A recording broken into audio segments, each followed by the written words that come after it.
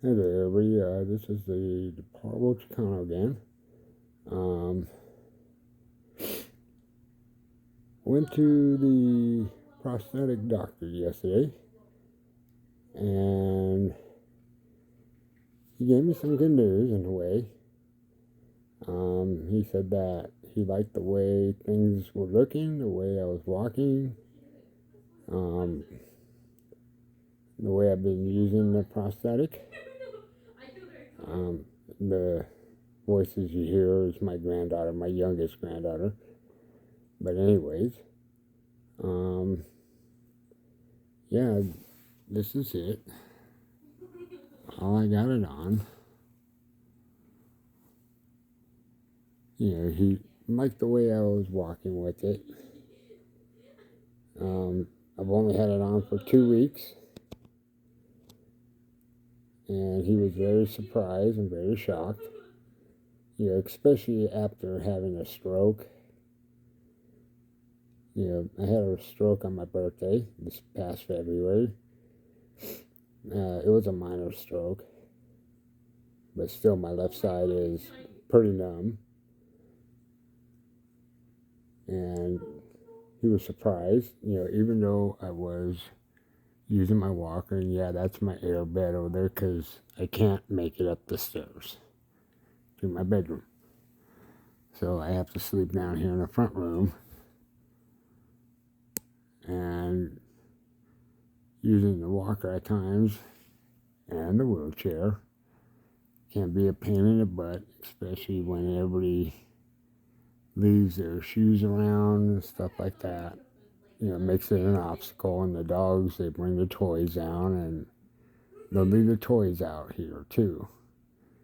But anyways, yeah, he was very surprised at it for 2 weeks, into it. I was able to just use the walker and not have to sit down. I was able to actually walk around, while he examined me.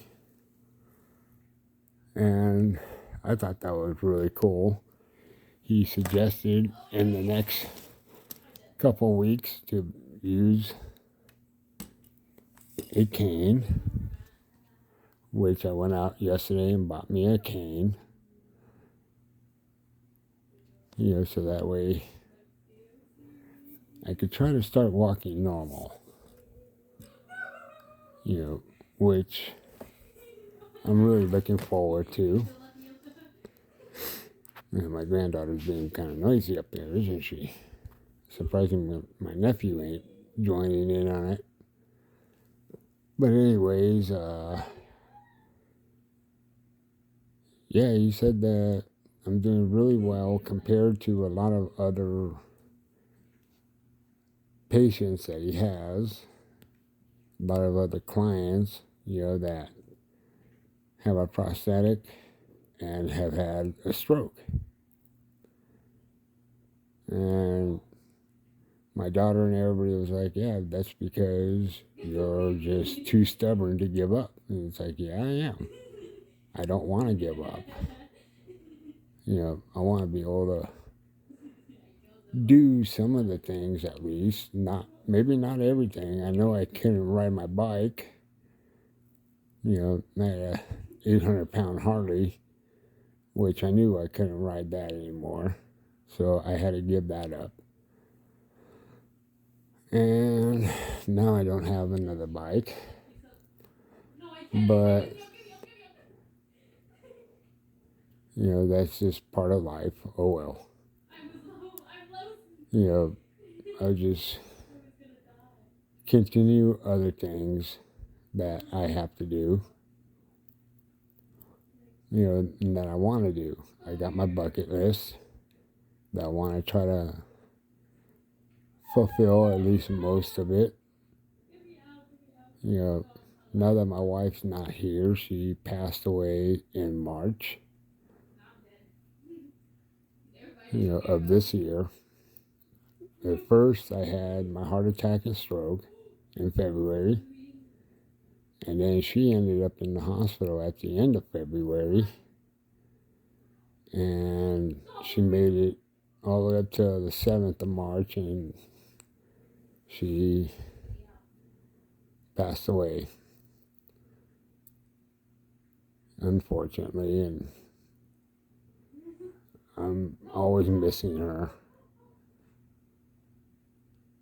But at the same time, I'm staying here for my grandkids and my daughter. Let me take this prosthetic off real quick. This one is actually pretty easy to take off. Just press this little button right here.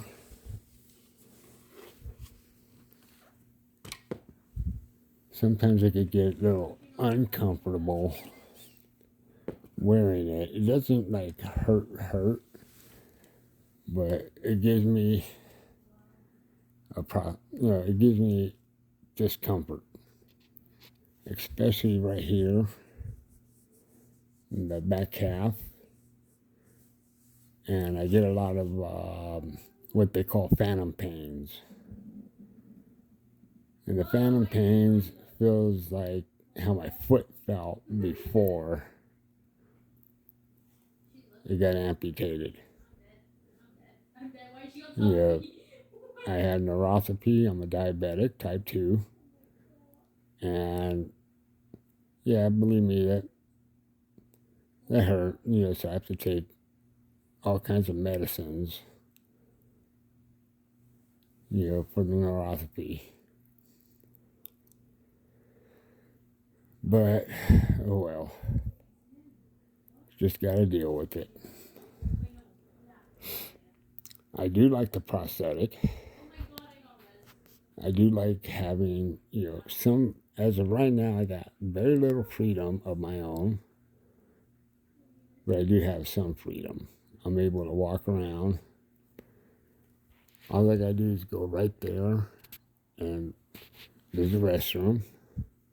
Sometimes, like I said, it makes it difficult when the kids and everybody leaves their shoes around. The dogs have their toys out. It does make it hard just to go right there.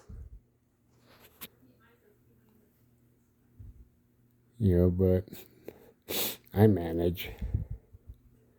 I'm not going to cry about it. None of that.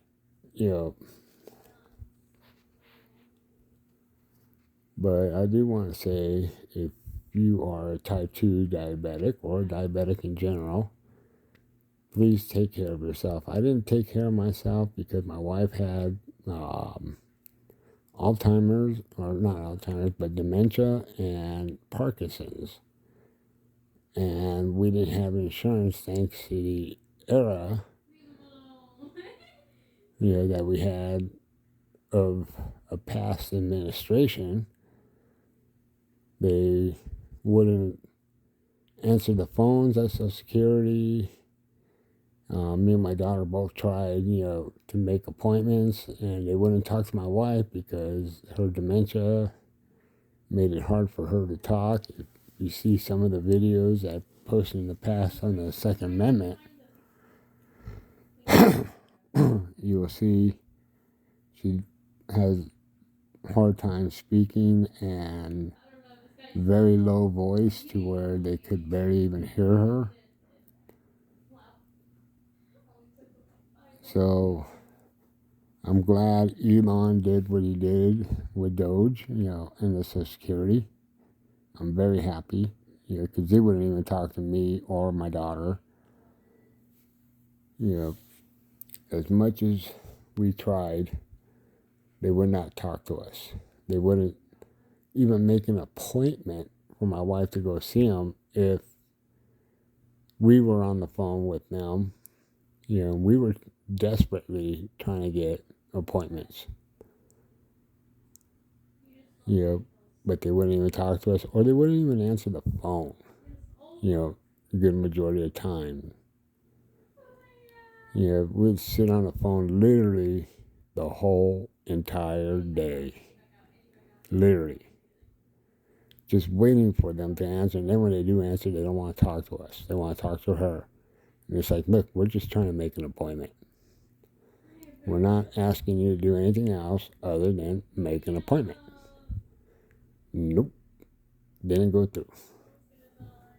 Let's turn this phone around. Okay. So she ended up passing because we couldn't get the insurance. We couldn't get an appointment to go talk to them about the insurance. And there was one point where I finally went in, I talked to them myself. I had to make an appointment for myself, go in there and talk to them about my wife. They didn't want to hear it. Yeah, but they wouldn't make an appointment. So I explained to them what was going on because she didn't have work credits because she was a housewife. She took care of the kids. Our daughter and our nephew that needed special care. And when he turned 18, they took him off of Social Security. And when I asked them, I go, why doesn't that fall under a work credit? They said because she didn't sign one piece of paper. He was with us from the age of 6 all the way till he was the age of 18. And he was finally able to get himself a job and do things on his own. And they said, yeah, because she didn't have the work credits. And she didn't sign that one piece of paper. And it's like, well, why weren't we told about that one piece of paper when she's the one that took him to all the meetings? She was a caretaker for him. He was collecting Social Security. And they cut him off when he was 18, which we were fine with. I had a good enough job to keep us going. But to them, that wasn't good enough. And I go, well, why can't she go under my Social Security then and go under my work credits? They said no, even though we had a lot of lawyers and a lot of other people say that she could.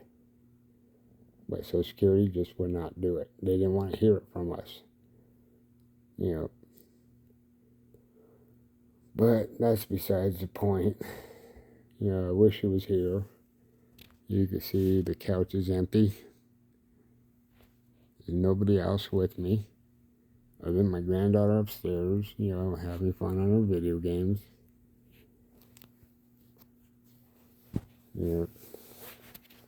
Sorry, the camera's moving around. I don't have a tripod or anything like that.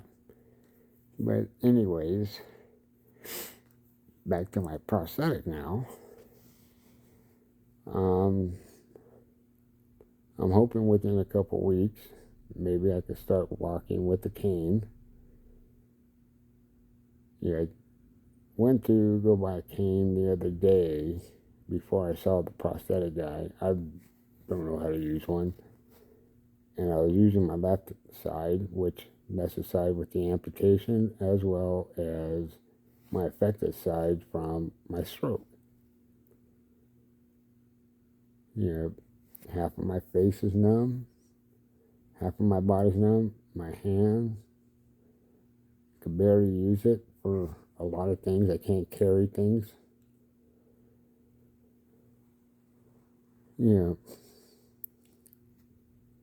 But I'm going to keep going on. I'm going to keep plugging on. And the prosthetic doctor told me, use your right side. Don't use your left. Use your right side. The cane is to take some of the pressure off your right leg. That's my good leg, of course. And he was noticing that my hips, because he was looking at my hips to see if my left side was drooping, which actually I had them perfectly straight. That's because even when I was just on the chair, I would use the chair kind of like as a walker and just hop around on one foot, which, believe me, that right leg would get really tired really fast. it's carrying the full weight of me, of my upper body, which is 160 pounds. And I even had to join a membership, a gym membership, so I could take a shower without having to go up, the stairs.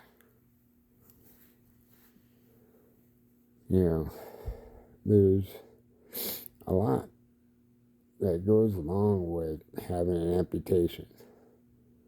Being on a chair sucks. It really does. I would much rather be able to move around on my own, be able to reach things, because everybody so happens to put things that I like up high or in the far back, and I can't reach them. Even in our pantry closet, which is right there. That's a pantry closet. And it's also a storage closet. They got a bunch of storage stuff in there too, as well. And I can't get to a lot of the things that are in there, without this prosthetic. And it sucks. When you got to call everybody to be able to get things for you and help you into your car, and stuff like that. It really does. It really does suck. I have to get my wheelchair, put it up to my car, and transfer from the chair to the car, or they'll pull their car. If I'm in their car with them, they'll pull my car door to door, and I have to transfer from their car to my car, which I've almost fell several times doing that, but I was able to grab onto something. Luckily, my car has a roof rack, and my granddaughter's car does not. So I was able to grab my roof rack of my car just to get myself in there.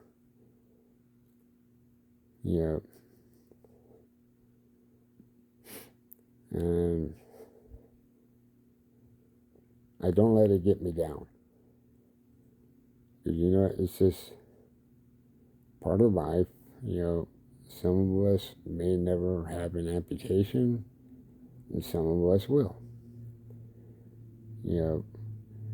And when you do have an amputation, there are other things come with it. Like, I ended up getting other illnesses because of the amputation.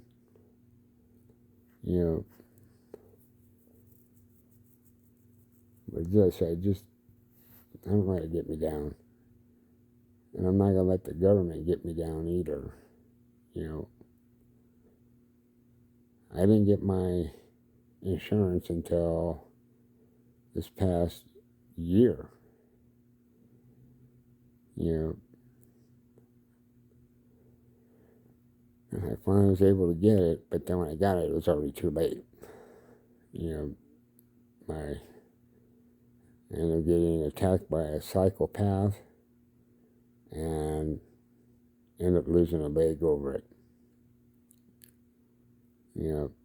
Ended up having a heart attack and stroke, which I couldn't afford, to pay the medical bills until I got the insurance. And now I got it all, so it makes it a little bit more easier. But I had a lot of plans, to do things, especially with my wife.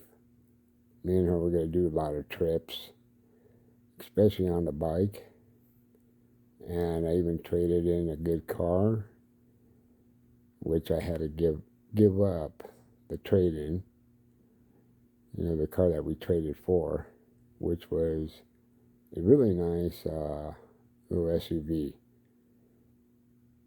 And we lost that, we lost the bike, we lost everything, literally everything. Had to give up my apartment. I had brand new furniture in there, TVs, you name it. Had to give everything up. So, if you have diabetes, take care of it. Take your medicine like you're supposed to. I didn't do it because my wife, I wanted to cure her. So I wasted all my money, all my time, all my efforts, everything. Not wasted, but used it all up to try to save her life. Which at the beginning I felt like I failed. Which I know I didn't. I did what I could. I took care of her. I had a partial amputated foot at that point, before she, when she died. Half of my foot was gone. And the day I got out of the hospital after those amputations up in Nebraska, I went home and cooked her dinner. And every day, I cook her breakfast and dinner and make her lunch. Every single day. Go shopping, do all that, all on my own. A lot of my friends couldn't believe that I was doing all that. But I loved her a lot. And I wanted to see her stay until I go, whether it be me going first, and her staying here with the grandkids is what I actually wanted to see. But it's turned out to be the other way around. So, love your family. Take care of yourself. Take care of your loved ones, all your loved ones. As best as you can. I know you can only do so much. But, hey, you know what? At least if you do go down, at least you tried. You did your best. All right, y'all. Y'all take it easy and enjoy life. Bye.